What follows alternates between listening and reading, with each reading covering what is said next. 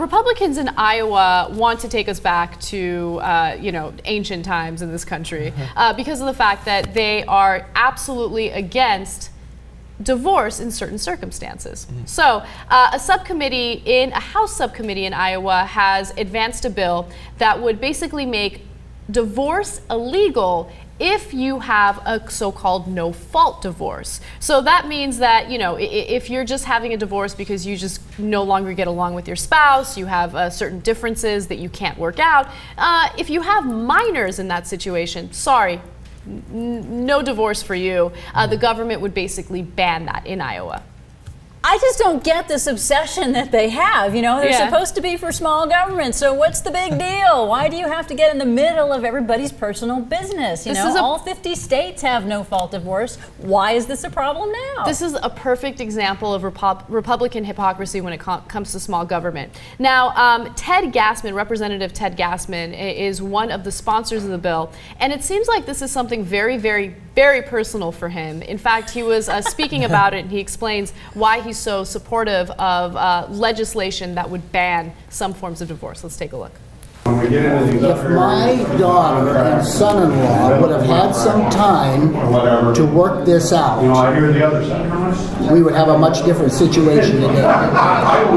And there's a 16-year-old girl in this whole mix now. Guess what? What are the possibilities of her being more promiscuous? What are the possibilities of all these other things surrounding her life that a 16-year-old girl with hormones raging can get herself into?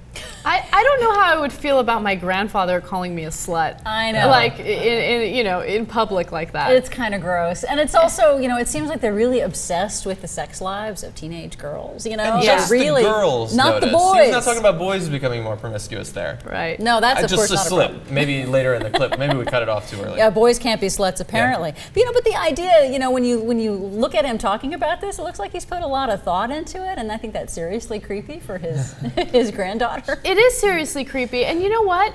I think that it's probably worse to force couples to remain in a relationship when they're unhappy, because they're going to argue, they're going to fight, it'll happen in front of the kids, and that's definitely going to be a negative environment to raise kids in.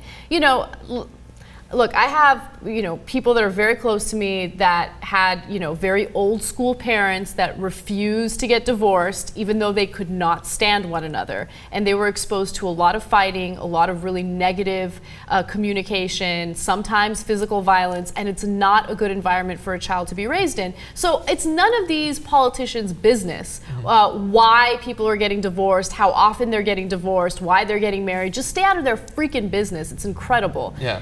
And I love how they blame all of our social ills on the fact that we no longer have like that traditional family, right? Where you have a man and a woman and they have the children and they stay together and they're extremely unhappy for the rest of their lives.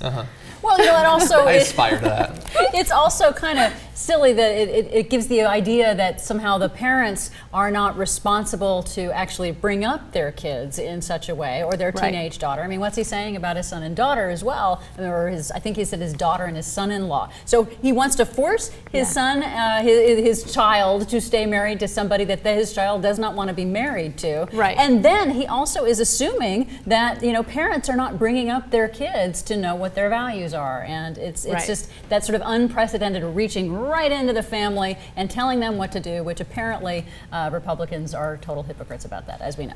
But he's also, so he's apparently worried about these 16-year-olds, going out into the world and making bad decisions because of the way they were raised, the situation that they had when they were young, when it comes to sex. But is he worried about, if they don't have access to a quality education, or if they don't have health care when they're growing up, or if their parents are out of work and they don't have unemployment assistance? Those things will affect a growing young girl too, but he doesn't seem so concerned about those. And I don't think we should be surprised that these things keep popping up, despite the fact that it seems more suited for the 40s.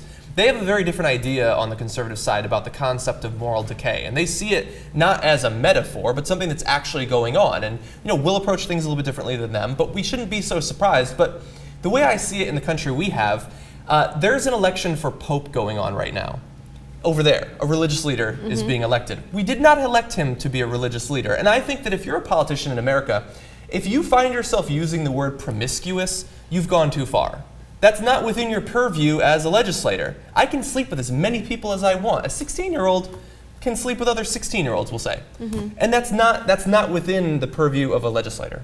Yeah, I absolutely agree with that, but he disagrees with that. He says, I sincerely believe that the family is the foundation of the nation, and this nation will go in the direction of our families. If our families break up, so will this nation. Wrong again, Bob, as Cenk would say. Like, more and more people or less people buy into the notion of family and the traditional American family that we've seen, you know, in the 40s and 50s. People are changing. A lot of people are living together and they're having kids and they're not going through, you know, this marriage ceremony or anything like that. And I think it's totally fine. I think it's progress. And there's nothing wrong with that. There's nothing wrong with people deciding what's best for them in their marriage or their non-marriage or whether or not they want to have children. All of this ridiculous judgment needs to go away. And Americans are beginning to reject politicians like Gassman. Yeah. Okay. So, and I like that. That makes me feel good. By the way, Gassman, not my favorite last name. Okay.